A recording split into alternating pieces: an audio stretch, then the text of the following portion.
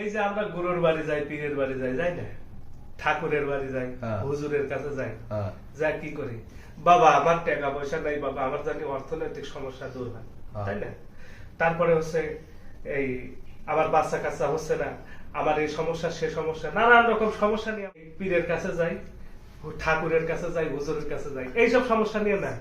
হ্যাঁ, আপনার যদি রোগ হয় আপনি যাবেন কোথায়? স্বাস্থ্য কেন্দ্রে। ভোট দিতে যাবেন কোথায়?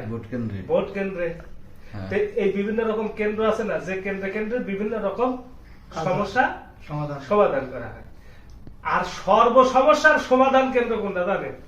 এটা হচ্ছে ওই ঠাকুরের মন্দির, আর হচ্ছে পীরের হচ্ছে কি দরবার।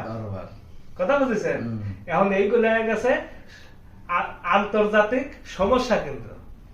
আচ্ছা আচ্ছা, কথা বোঝা গেছে? এইগুলো হচ্ছে এখন আন্তর্জাতিক সমস্যা কেন্দ্র, মানে যত সমস্যা সমাধান হয় এই জায়গায় 1000 জনের ভিতরে একজনের হবে, ওই একজন নিয়েই সব পড়ে থাকবে। কথা বুঝেন নাই? ওরে বাপরে অমুকের হয়েছিল তা আমারও হবে, এই ভরসায় দিচ্ছে দৌড়। নিজে চেনার জন্য কেউ চায়, যে কেন্দ্রটা হচ্ছে নিজেকে চেনার জন্য যাওয়া হয় সেইটা হচ্ছে একমাত্র গুরু কেন্দ্র বা সাধু কেন্দ্র। এই ব্যতীত যত ঠাকুর কন, পীর কন, হুজুর কন সব হচ্ছে সমস্যা কেন্দ্র খুলে বসেছে।